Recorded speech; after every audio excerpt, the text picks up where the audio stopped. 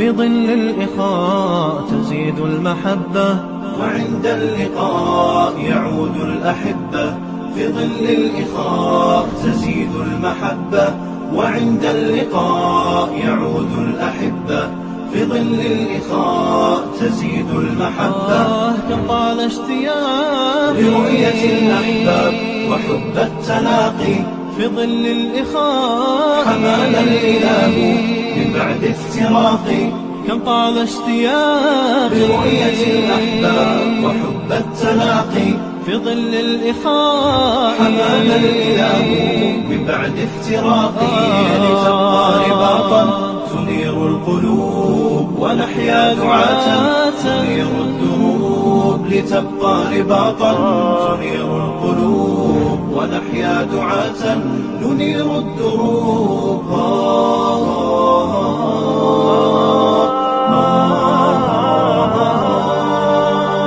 وعند اللقاء يعود الأحبة في ظل الإخاء تزيد المحبة وعند اللقاء يعود الأحبة في ظل الإخاء. السلام علیکم ورحمۃ اللہ وبرکاتہ.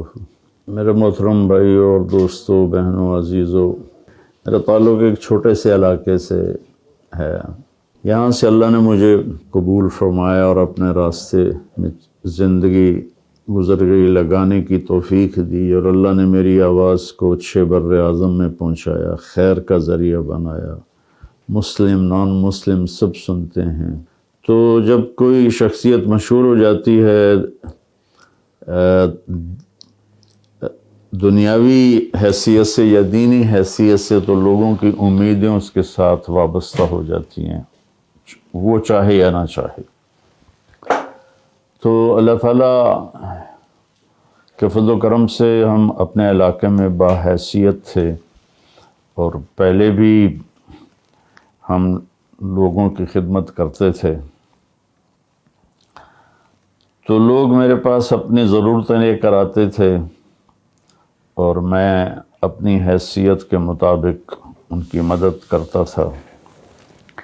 پھر لوگوں کی آمد بڑھ گئی اس قدر کہ میں اکیلا پورا نہیں آ سکتا تھا.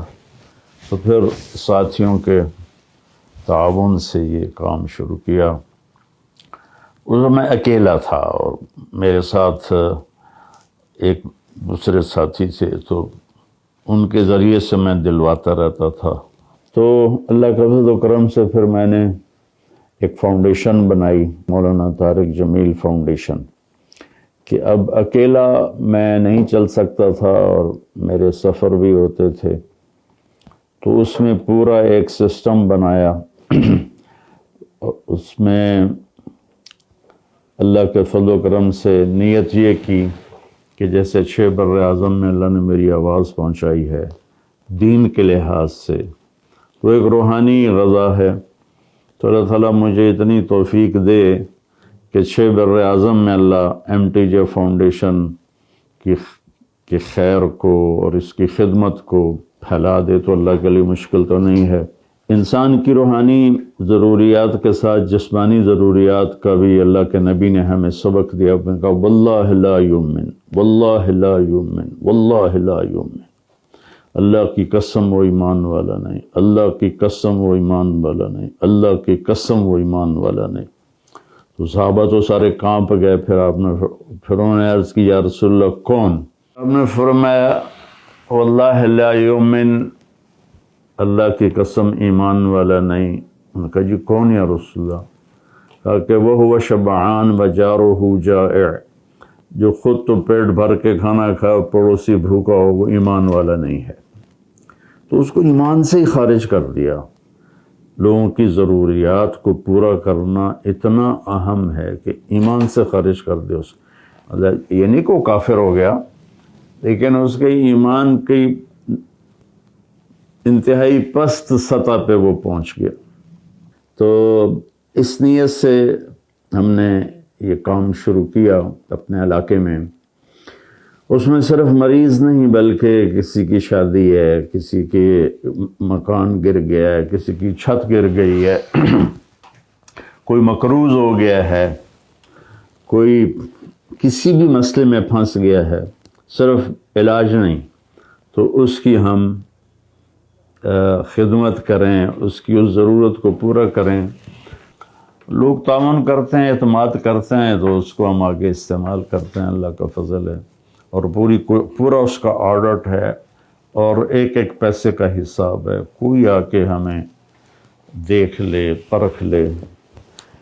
تو بھائیو، آپ سبھی تعاون کی درخواست ہے کہ ہم اس کام میں آگے بڑھیں اور لوگوں کی ضرورتوں کو پورا کریں، ان کے کام آئیں، کسی کی دعا لگے گی اور ہمارا کام بن جائے گا۔ تو انسانی خدمت، اس وقت ہمارا سارا اسلام صرف عبادات پہ چل رہا ہے، تو جو اللہ کے نبی نے انسانیت کی خدمت سکھائی، وہ ہم بالکل اس سے غافل ہیں، اور اس کی طرف ہمارا دھیان کوئی نہیں ہے۔ تو ایک حدیث سناتا ہوں، اللہ کے نبی کا فرمان ہے کہ جس نے صبح کسی مریض کا حال پوچھا تو شام تک 70,000 فرشتے اس کے لیے دعائے مغفرت کرتے ہیں، اور جس نے شام کو کسی مریض کا حال پوچھا تو صبح تک 70,000 فرشتے اس کے لیے دعائے مغفرت کرتے ہیں۔ جو کسی مسلمان کی ایک حاجت کو پورا کرتا ہے، اللہ اس کی 70 حاجات کو پورا کرتے ہیں۔ 70 سے مراد 70 نہیں، بلکہ ساری، عربی میں 70 کا لفظ جو آتا ہے وہ کثرت کے لیے آتا ہے، زیادہ کے لیے آتا ہے، یعنی اللہ اس کی ساری ضروریات پورا کرتا ہے۔ میں ایک اور واقعہ سناتا ہوں۔ عبداللہ بن عباس رضی اللہ تعالیٰ عنہ اعتکاف میں تھے، اور ایک شخص آیا اور آ کے غمگین ہو کے بیٹھ گیا، تو آپ نے فرمایا کیا ہوا ہے؟ کہا جی بس وہ ایک مسئلہ ہے فلاں دو ساتھی کے ساتھ، تو وہ حل نہیں ہو رہا۔ تو آپ نے فرمایا تم کیا چاہتے ہو کہ میں تمہاری سفارش کروں؟ کہ جی ہاں۔ تو اٹھے اور جوتا پہن کے چل دیے۔ تو وہ کہنے لگا آپ تو اعتکاف میں تھے مسجد نبوی۔ تو انہوں نے ایسے اشارہ کیا کہ اس قبر والے صلی اللہ علیہ وسلم سے سنا، اور ابھی زمانہ دور کا نہیں، ساتھ ہی رونے لگے کہ جو کسی مسلمان بھائی کی ضرورت کے لیے چلتا ہے، چاہے کام پورا ہو یا نہ ہو، اس کو 10 سال کے اعتکاف کا اجر ملتا ہے۔